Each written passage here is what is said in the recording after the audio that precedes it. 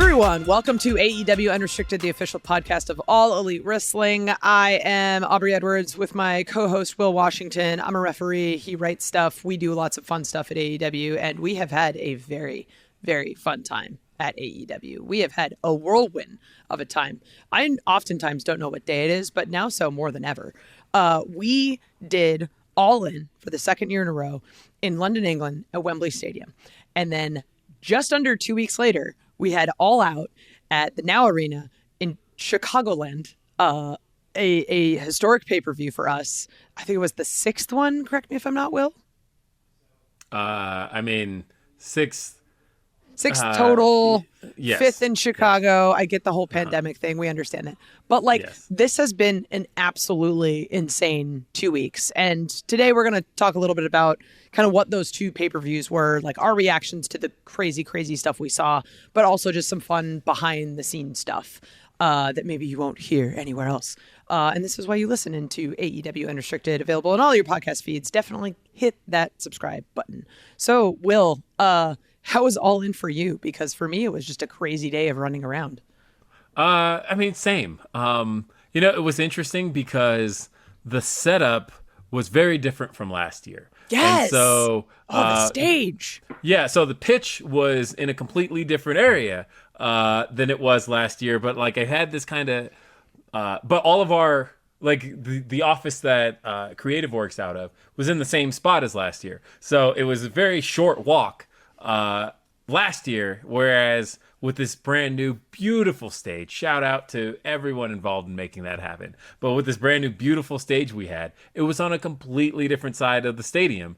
And so there was just a lot of running back and forth if we had to get to the go position, if I had to go talk to Tony during the show and then get back to the office. It was, there was a lot of running around throughout the show, a lot of planning, even as we did a whole lot of planning the day before, a lot of rehearsals, a lot of all of that. The day of is still a professional wrestling show, and it's the biggest professional wrestling show you can put on. I love London. I really do. No, I do. This is a genuine statement. I'm laughing because I agree with you. It's great, and we had a little bit of extra time to actually explore and learn about the area. The more so that than we was did the last part. Year. That's what I loved more than anything, was how much more I got to explore. I will say, to our friends overseas, some of your candy ideas are great.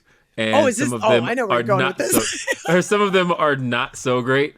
I don't know who came up with the idea of the shellless Skittle, but please take that back off the shelf, because at least then people won't have their tinted curiosity. But I tried it and I was like, it's no good. But I recognize that I think I just have a taste in general for I'm an American, right? So I want saltier foods. And it's just not a thing over there. But at the same time, they don't salt anything. I don't understand it. There's no table salt anywhere you go. I'm like, what is wrong? Now I understand why everyone says the food is really bland. It's because we just expect a crap load of salt on all of our food. And then there's the fans. It felt like there were people, last year it was really cool meeting people from kind of all over Europe, really all across the world. I remember I met somebody at the event at Box Park who immediately I noticed, wait, you have an American accent. And he's like, oh yeah, I traveled all the way from the States here. And just thinking about just the camaraderie, the fun, how, for those couple of days, we really take over Wembley, the entire surrounding area. And it's just a reminder of where AEW is today. And it got me so excited for things next year. But yeah, I had an amazing time, and I love London for that very reason. So a fun fan story. Oh. So we had an event at Box Park again this year. Last year we had like the first welcome party. This one was sort of the second iteration of that. And I think this one was way better. I think it was just like the way it was really structured and what the fans got out of it was like absolutely incredible.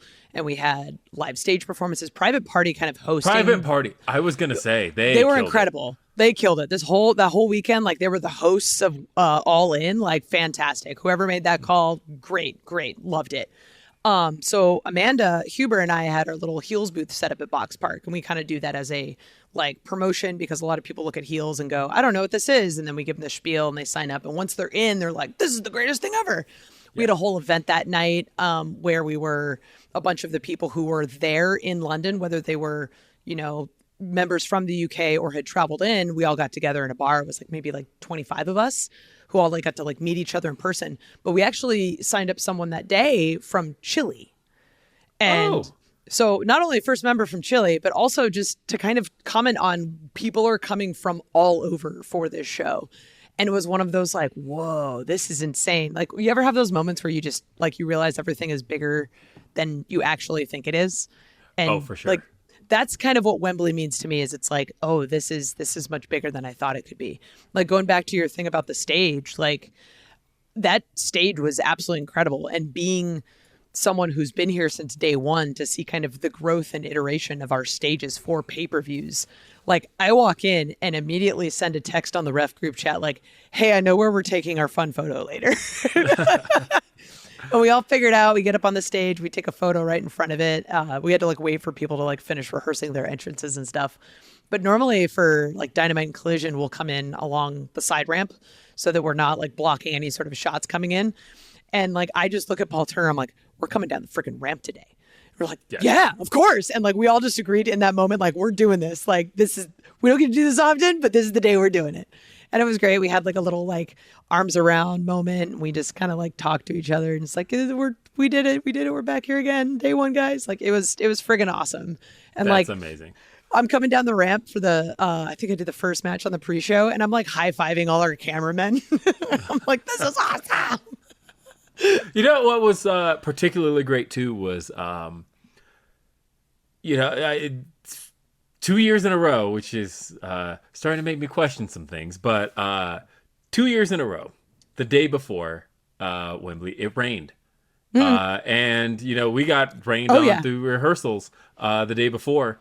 And then, but the day of the show, everything's fine. Everything is smooth and perfect weather. It's like the universe just wanted to make sure that we were able to do this show the way we wanted to do it. But there were so many cool things that happened on the show. And the beauty of it is that whether you were watching just All In or you watched 0 Hour as well, you were in for some surprises. The first major one we got was the return of Jamie Hayter. And it was one of those things like as a creative person in AEW, I do this show every week, and I don't necessarily talk about what my fingerprints are on and what they're not on.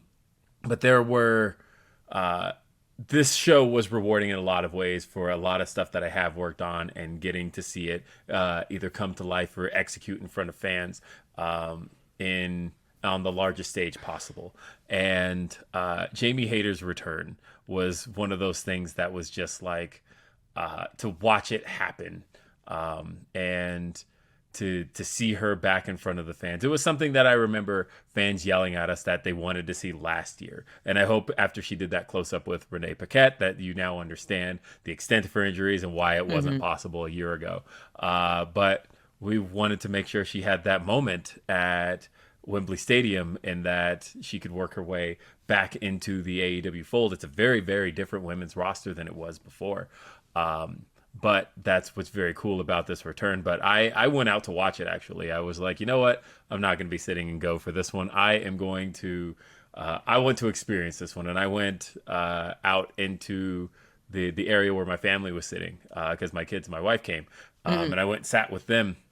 I accidentally spilled the 4 people's beer, actually, and ended up having to pay for 4 fans beers. So this was your karma for talking shit about the Skittles. Like, yeah, it really was.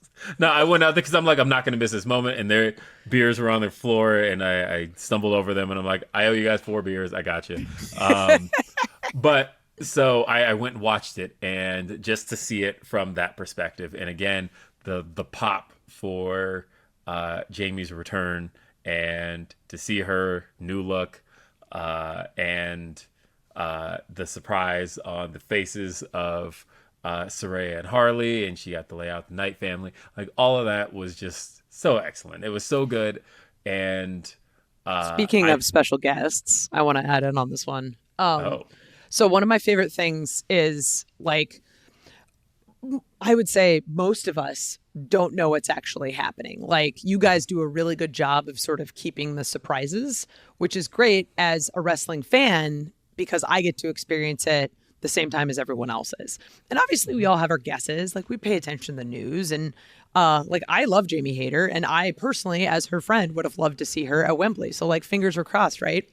And there's sort of this moment of when you're walking around backstage and you're trying to find where catering is in the dressing room, and then you see one of the dressing rooms labeled special guests, and you're like,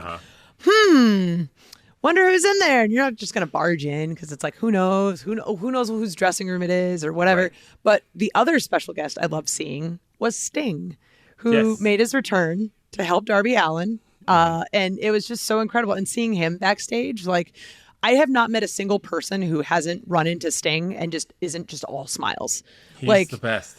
He's the absolute best. And I think this is the first time I saw him since Greensboro. At his retirement match. Yeah, no, I hadn't seen him since back in March in Revolution. So I was seeing him and it was like, oh my God. I came up and hugged him. I was like, how you liking retirement? He goes, I don't know, man. I'm traveling just about as much as I was already, because he's doing a big signing circuit now.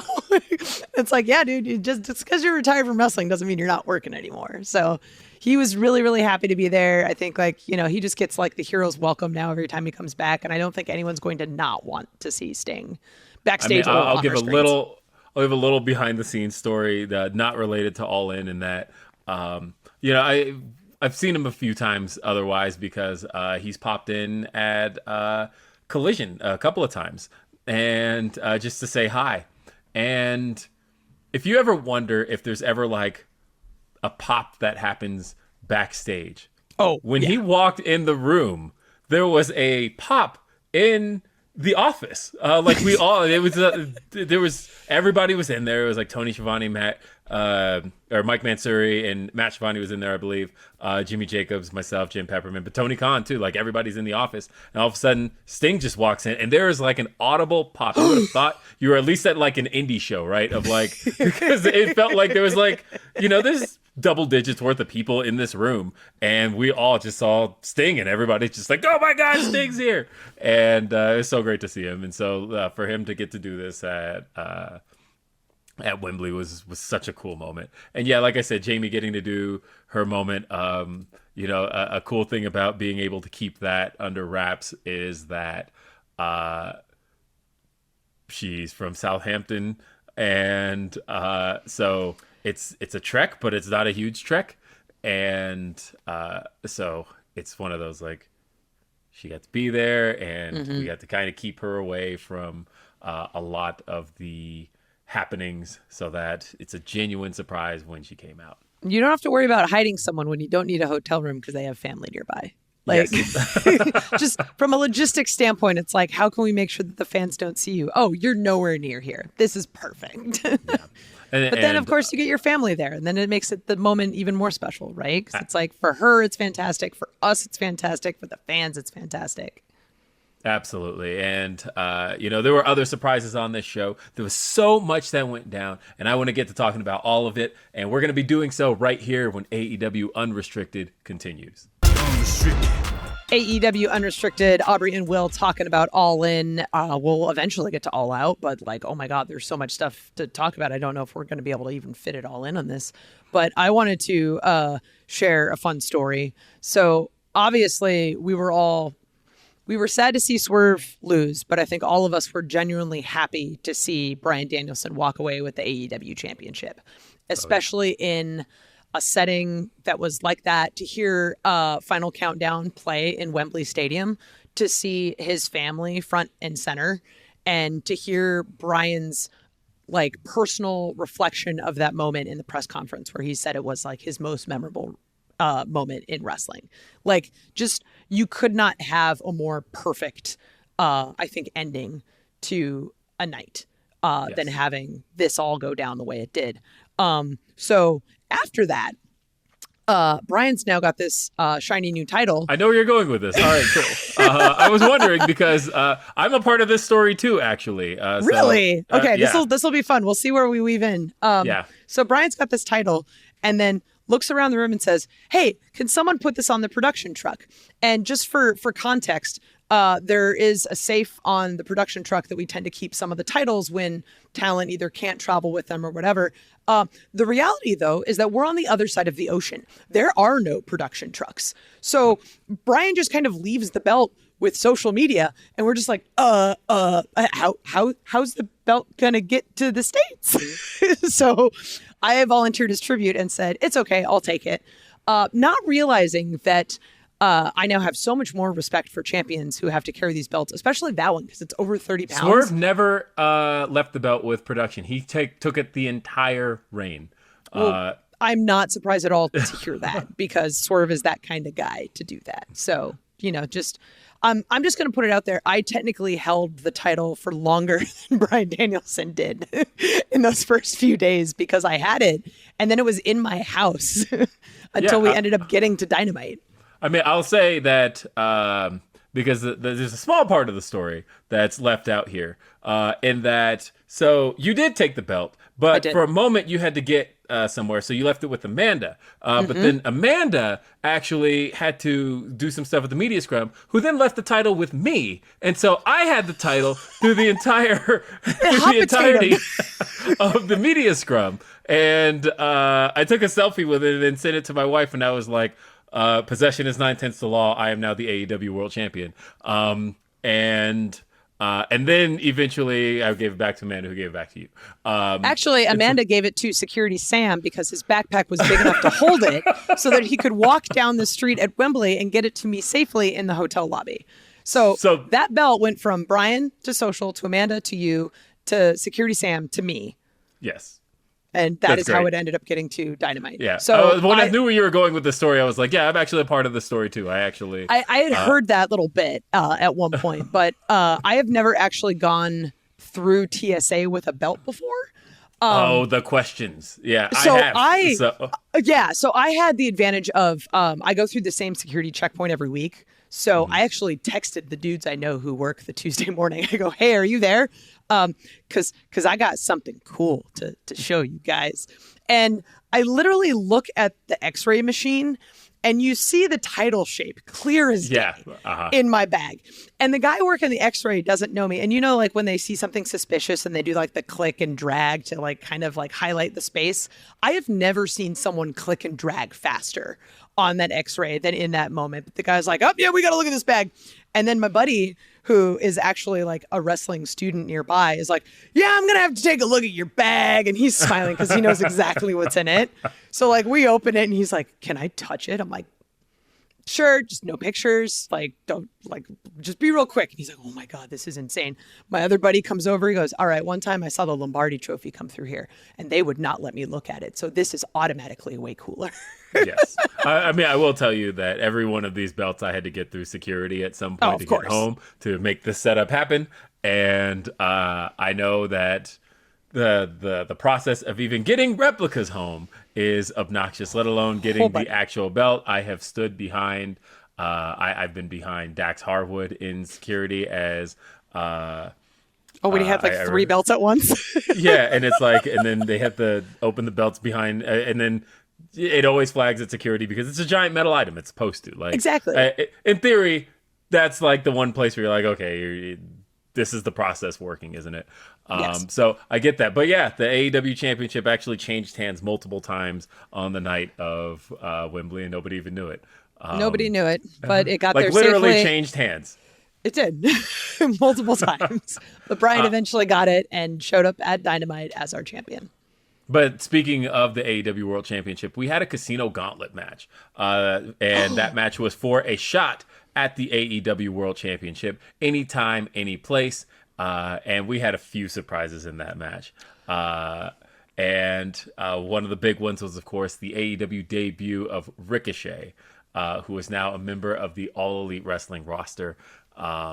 This was a cool thing to watch come together and to finally see it come to fruition and be a real thing at Wembley Stadium, at All In. The reaction he got, like, people saw the R and were like, this could be anybody.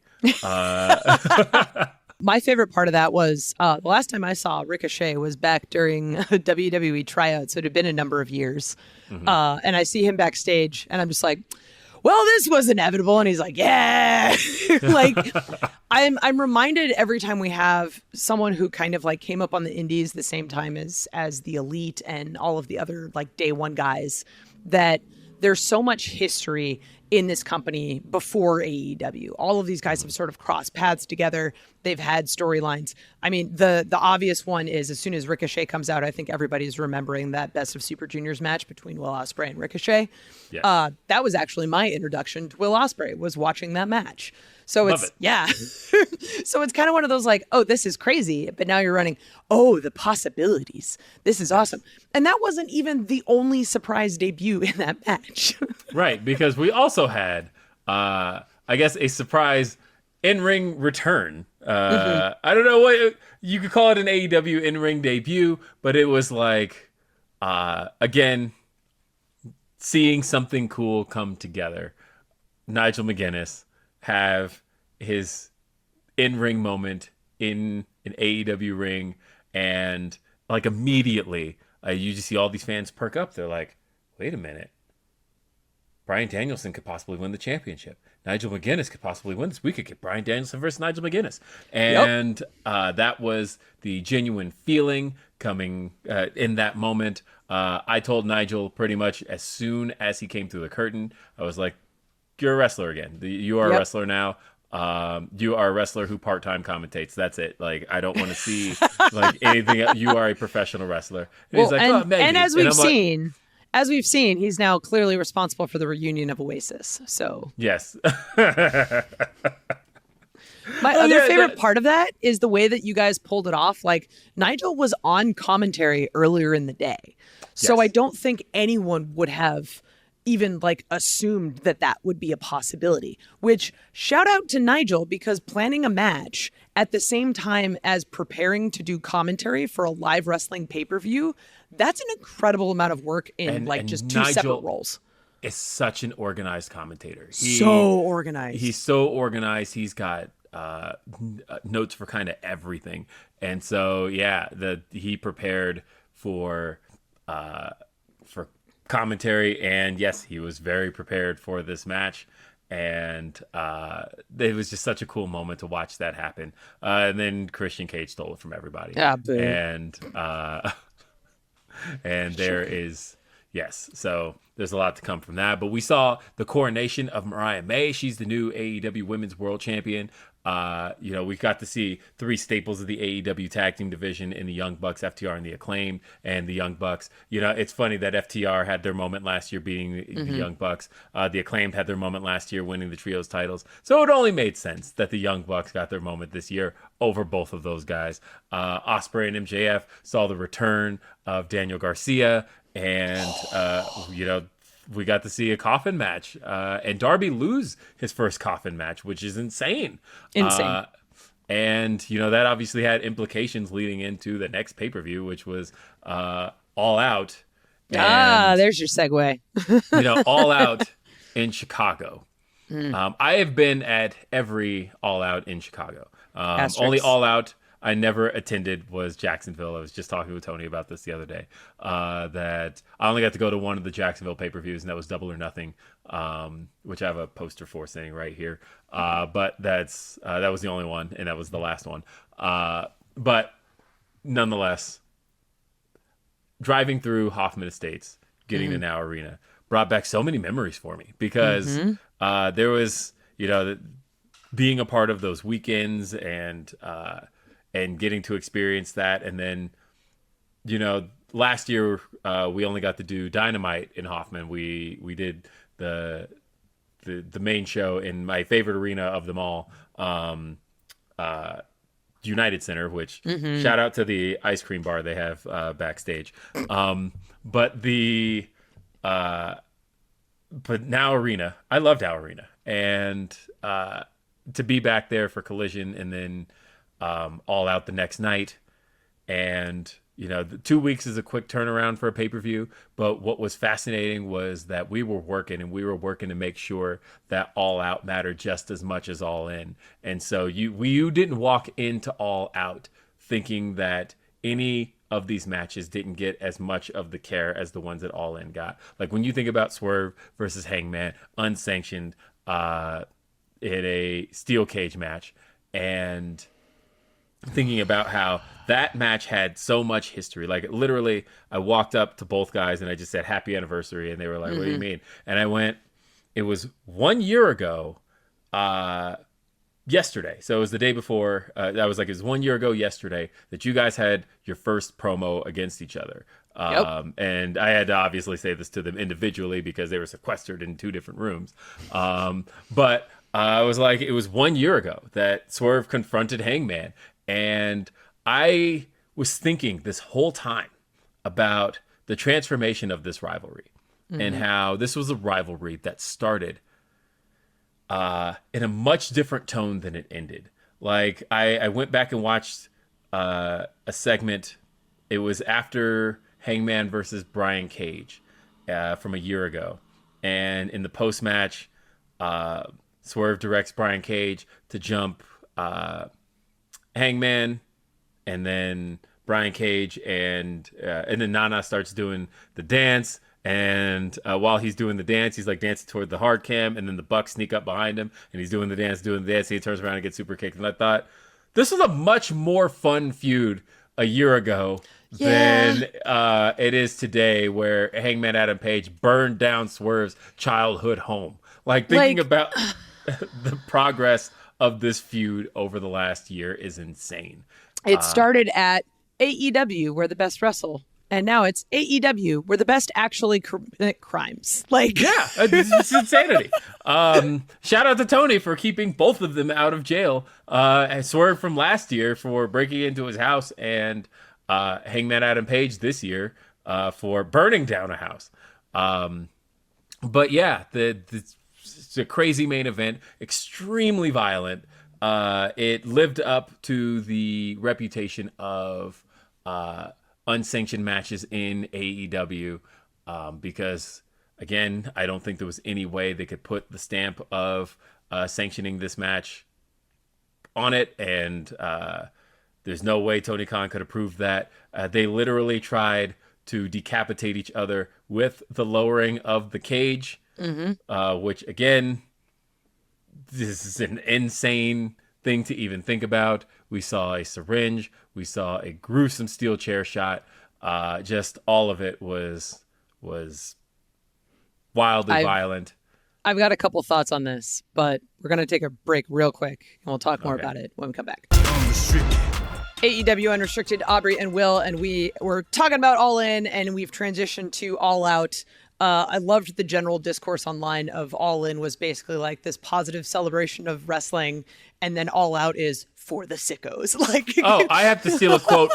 I had to steal a quote from my buddy Lyric, who posted, "All In." She said, "If All In is what dreams are made of, All Out is what nightmares are made of." Yes, it's really great because I feel like last year was similar, where. And we didn't even have a weekend in between, but last year's shows felt very different.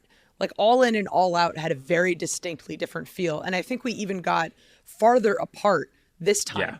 Just proving you cannot miss a single pay-per-view. Here's one you'll appreciate, because I have to give credit to Mafu on this one. But he said, if All In was Ocarina of Time, All Out is Majora's Mask. Oh, 100%. Yes. Oh, and I love that personally. Big fan of that. I figured you would love that one. But yeah, no, it's like one of them is like, okay, it's definitely based on the other, but it's a little bit more sick and twisted. Yeah. So I was lucky enough to get to watch this backstage in talent viewing. And sort of one of the things that happens with these pay-per-views is there's always so much going on. There's a lot going on before the match. We're filming packages and promos and all these things. And then after matches, we're getting like live reactions from people. We're kind of setting up for like where the stories are going to be going after. And it definitely felt with All Out, this was the first time I had noticed literally everyone is just sitting in the talent viewing area, just watching this. And like not a single eye is blinking. And I remember distinctly, now mind you, I'm sitting there with a lot of wrestlers and we've all done a bunch of stupid shit in our careers, right? But you see Swerve pick up this cinder block and we're like, okay, cool. How bad is that? And then just thud. And as soon as the thud happens, the amount of people saying, nope, nope, nope, nope, nope, nope, nope, like no one wanted anything to do with that. So when you suddenly get a bunch of people who also do this for a living, who are champions in their own right, who have done incredible things, who are considered legends, immediately you see something and go, oh, no, no, no, no, no, no, no. And that's not only the first time they do that in the match. Like there were so many things that elicited these negative and just like, just positive even, just from the sake of like an art perspective, like what Hangman and Swerve did to each other. And to just see artists appreciating artistry in that moment was so freaking cool. And one of the things that I love about being able to be backstage and experience it, it's just wrestling on a completely different level, being appreciated by peers. It was so cool. Yes, it very much was. And the cinder block, God, it made me shriek so hard. I was sitting in Go watching this match and just watching everything happen the way it was. Swerve had some really cool gear. Shout out to Ryan Loco for making some really incredible shots of the house burning down. Yes. Which it's like, we're talking about all the crazy stuff that happened in this match, but we have arson a couple days before. So, you know, but the fact that there's this quick turnaround and the pictures are literally on Swerve's gear. Absolutely insane. Yes. But before that, we had so much else happen on the show, right? Like we had MJF versus Garcia and a crowd that was very much there for Garcia. And Max picked up the win, but I think Garcia ultimately got the last laugh. You know, we saw the Bucks retain the titles over Claudio and Wheeler, but that was not going to be the last time we saw Claudio and Wheeler throughout the show, right? Dude. And talk about that in a second. We saw Mercedes Moné definitively with you in the ring there retain the the TBS championship over Hikaru Shida. And you know, it was a lot of the show was interesting from a referee perspective because again, we talked about this last year because it seems to be the trend for All Out, which is that you know what matches you're going to referee when you get to a pay-per-view. But I didn't know this one. You didn't know this one because there's no Jericho match on the show. And so as I was watching, it was almost like throwing me off which matches you were reffing because I have to ask you not just about the TBS title match, but we'll get to the other one in a second. But getting to be in there for Shida and Mercedes Moné, you know, that had to be special. Getting to see two people who are so important to AEW's history, both on a recent perspective and on a grand scheme. But Aubrey, possibly one of the greatest matches I've ever gotten to see ever. Will Ospreay versus Pac for the International Championship, bro.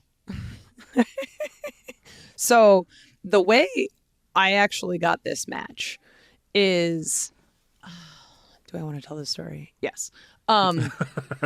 So Paul Turner, senior official, really freaking great guy. And definitely is just fantastic at making sure that his team of refs get really cool stuff. And one of the things that's been like a huge thing of note, I think in the back of our minds without any of us really saying it, is we don't know how many times we have left with Brian. And kind of going back to All In a little bit, that was one of the things that really made me proud of the referee team at All In, was seeing Paul Turner in the main event, because Paul Turner didn't get to do it last year. And I know I told him personally, I was like, dude, if you're not in the main, I don't want to do Wembley. Like, you've earned this. You are our biggest cheerleader. You are a fantastic senior official. You need to go do this match. Like, it might be the last one with Brian. Do it. So this time we're just talking about it, and he goes, I really kind of want Bryce to have this one. We're like, yeah, no, we'll give Bryce Brian. Like, that way then he could have one. This might be the last one, so he can say he got one, because I got the one with Jeff Jarrett. Like, we're having all of these opportunities where people have their potential last chance to work with. And you know the story, but I'm very happy Paul got to have that All-In main event, by the way. That is there's a lot more to that I can't say, but it's just like, seeing Paul Turner in that ring at All In made me so insanely happy. Almost happier than seeing Brian win the title, which is saying a lot, because Brian is legit my favorite wrestler. Like, Paul Turner is that great of a guy. So we're sitting there, and he's like, well, I think I want to do this. I think I want to do this. Is there anything you're interested in? Which is like, I'm looking at the card going, well, kid in a candy store. Right. I'll just take everything. Like, can I? And All In, I ended up doing 3 matches in a row, which there's a whole reason for that. And maybe that's a story for another time. And this one, I definitely wanted a little bit of space. So knowing kind of who had what and everything, I'm like, okay, I'll do Mercedes and Shida, because that one's sort of the latest one on the card that wasn't already reserved. And I did want to do that one, especially because Shida's mom was present and watching. And yes. I don't think Shida's mom had ever really, it was like her second visit to the United States ever. The only other time she'd watch her wrestle was literally the night before at Collision. So like, being a part of this thing, like being a part of a match. Did you sign her book, by the way? I did. Like, yes. She was walking around with the autograph book and there with the program and like getting everyone's autographs. It was so adorable. Yes. Like, Shida's mom was great. Shida's incredible. And now that I've met her mom, I understand why, because her mom is absolutely incredible. Yeah. Looks exactly like her, but yeah. So much so. I don't know what she said to her mom, but she said something in Japanese to her mom. And then her mom just looks at me and goes, oh, and then it's just like, and I'm like, okay, great. Yep. All right. It was obviously kind words, so I appreciate that. Hikaru Shida. Shout out Shida's mom. So I picked the Mercedes Shida match, and the one that had the most amount of space in it, because the first two were already divided between Bryce and Knox, and was like, oh, I'll take Will and Pac. Like, this is, I haven't done a Will Ospreay match at a pay-per-view. This is probably going to be really cool. And I like that probably. It was like, of course it's definitely going to be cool. So that match is insane, because it starts with my favorite moment in wrestling, where the two guys haven't even touched at all, and the crowd's already losing their minds. And I remember distinctly at the first double down, you have both these guys laying there, and the crowd is doing a standing ovation. The dudes are literally laying on their backs, not wrestling, and they're getting a standing ovation. Like, I don't think it's anything that I had ever seen before. And as a performer, it's really crazy, because I know how much time this match is allotted for, and I know where they're going. So when they're doing crazy stuff in like the first 3 minutes, as a fan, I want to be reacting like, oh my God, this is insane. But as a referee, I know I have to hold it back, because I know where we're going, and I need my selling and my reactions to sort of scale with where they're going.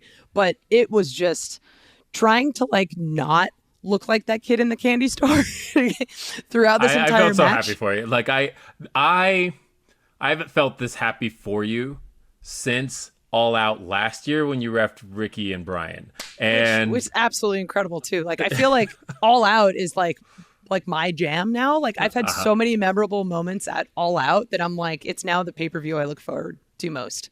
And then I look at my calendar and see Wrestle Dream is like 5 weeks away. So you reffed the main event at the first All Out. So like, yeah, it's true. It is a important show to you. But yeah, it's such an incredible match. It was just one of those things. I sat in the office to watch that one, and everybody in the office was just like, these are really great professional wrestlers. I think is the just the best way we can put it. It was just like, everybody just took a deep breath after the match was over, and it's like, man, these guys are so good at what they do, and to get to deliver that match. Mm-hmm. I can't say. I'm speechless. Yeah, it was so speechless. Good. I'm so happy for my coworkers that it went off so well, because so many things can go wrong, right? And there's so many people involved with the match. It's not just the wrestlers and the referees. It's coaches. It's the camera team. It's literally everybody in the truck making sure that this match gets captured and presented in the best way possible. So there are so many people who have their fingerprints on this that just it's it's wrestling at its absolute best. I absolutely love it. Beautiful. And such a team effort. And you know what's so fascinating is that, you know, the hard thing about pay-per-view cards is I think everybody looks at the cards when they come out and they kind of go, oh, man, I hope I don't have to follow Will Ospreay. Oh my God. Did I tell you I was the person that told Willow she was following Will Ospreay? Yeah, and then like the day before, she was like, I don't care where we are on the card. I just hope we don't have to follow Will Ospreay. And then so she had to follow. We're sitting Will in the Ospreay. locker room, and we're sitting there talking about stuff. And Willow's like getting dressed, and goes, "Hey, what match do you have?" I'm like, "Oh, I have the third match." She goes, "The third match? What's the third match?" I'm like, it's," and I know she's number 4. I'm like, it's Will and Pac, and she's just like, but. I think it is worth, like, I 100% think that these ladies... Because you know where I'm going with this. Dude, I'm just going to let you, like, you go. Because Ospreay is a tough act to follow. So tough. But it didn't matter because Willow Nightingale and Kris Statlander followed and delivered in spades. And it was like... The crowd, they had them on the edge of their seat. They had them in the palm of their hand the entire way through.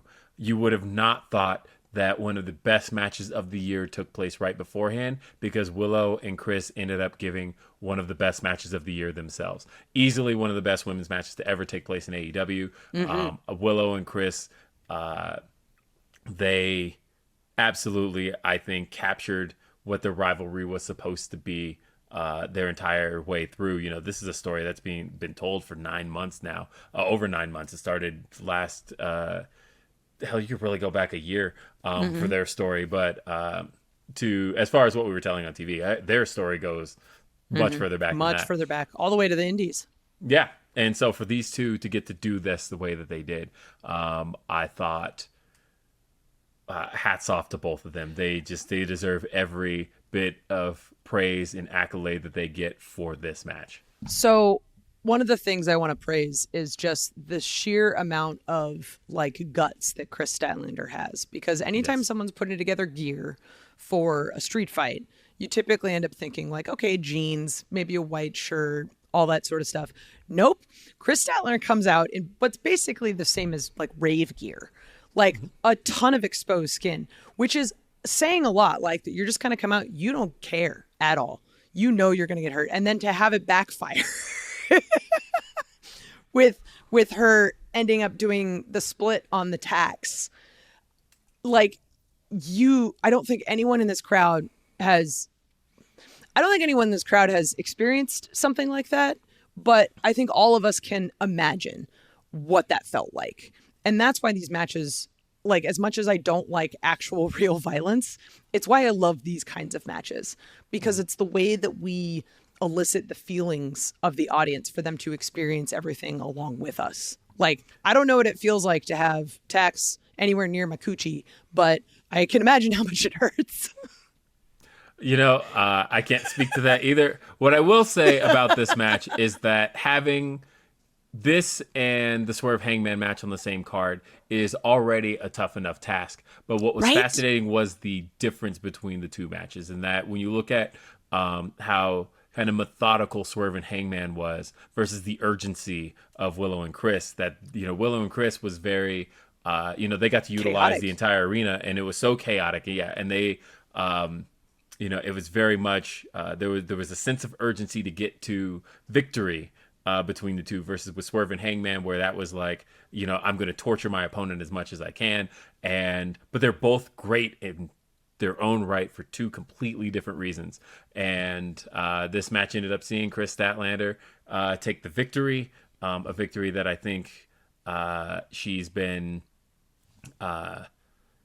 she's been wanting to put kind of an exclamation point on this rivalry, and for her to get to do that, I think, is probably the coolest thing about one of the coolest things about this show, on a show that had so many cool things. To see this go down the way it did, it's very happy. And the only other thing to really talk about on this show, Bryan Danielson defeated Jack Perry the AEW Dude. World Championship. Jack Perry, I think, put up a very, very valiant fight. Proved that he belonged in this conversation for a lot of the discourse that surrounded whether or not he should have been in this match with Bryan Danielson. I think he proved that he could hang. But Bryan Danielson ultimately kicked his effing head in. But the aftermath. Oh my God. Like, this is our first attempted murder we got to witness on the show. Yes. I think it's shocking to see what we saw. But the thing that really stuck out to me in this moment was Wheeler Yuta, who there's a moment where everyone's getting into the ring and Mox is holding Bryan's face on his chest and he's kissing him. And you start to see Wheeler sort of piece things together that something doesn't feel right. And then as everything's sort of falling apart, you have Pac holding Yuta back. Yes. And just it seems like you're just, it was like Simba and Mufasa. Like that's what it honestly felt like. And I was trying to hold back tears of like how heartbreaking this moment is, or seeing Bryan's face after Claudio hits the Euro and seeing just the sheer like, oh my God. Bryan couldn't even register the pain of that because because he's still stuck on the shock of the betrayal. Mm-hmm. It's just it wasn't necessarily just what Moxley did to Bryan from a physical standpoint that sticks out. It's the emotional roller coaster that the performers go through in this moment, but also that we as fans go through in this moment. And realizing, I mean, we talk about history with these wrestlers like Claudio and Bryan and even Bryce, who was in that match. They all go back so far to like kind of work in the same indies together. And to see it fall apart the way that it did with, you know, these guys hold gold together. Like this is so sad. I don't even have words to describe like how this feels. It's heartbreaking. It's depressing. It's gut wrenching. It's just sad. So sad. Like I said, this was the Empire Strikes Back to A New Hope. When you think about the shows back to back, and how you had a great time as far as your enjoyment of it, but man, did it take a toll on you. By the way, can't make Star Wars references without shout out James Earl Jones, rest in peace. But speaking of Mufasa, yeah, I know, right? We've referenced Mufasa and Star Wars here, and all within a minute. Yeah, but what a great span of 2 weeks, all in, all out. You get a bigger gap next year because we got All In July, and so at least this time around you're going to have a bit more space between All In and All Out. But God, I can't wait to do this again next year. I can't wait. All In next year in Arlington, All In Texas. It's going to be so much fun. Y'all in. And I can't wait to continue on doing more episodes of AEW Unrestricted. And thank you for being a part of AEW Unrestricted. You can catch new episodes of this show at Apple Podcasts, Spotify, or wherever you get your podcasts. It's available every Thursday. Don't forget to leave us a rating and review. And check out new video episodes on our YouTube channel. Just search AEW Unrestricted. It's available every Monday. And hit that subscribe button so you never miss an episode. And catch up on all the latest AEW shows on the go when you download the TNT and TBS apps from the App Store and Google Play. Then sign up for our weekly newsletter at tntdrama.com/elitefleet to get updates on upcoming shows, live events, sweepstakes, merchandise, and more. AEW Dynamite is on TBS every Wednesday night at 8 p.m. We've got Rampage every Friday night on TNT at 10 p.m. We've got Collision live every Saturday night at 8/7 Central on TNT. Ring of Honor, of course, streaming every Thursday on Honor Club. Otherwise, folks, I'm Will Washington. She's Aubrey Edwards. We'll see you next time. Have a great day. Peace.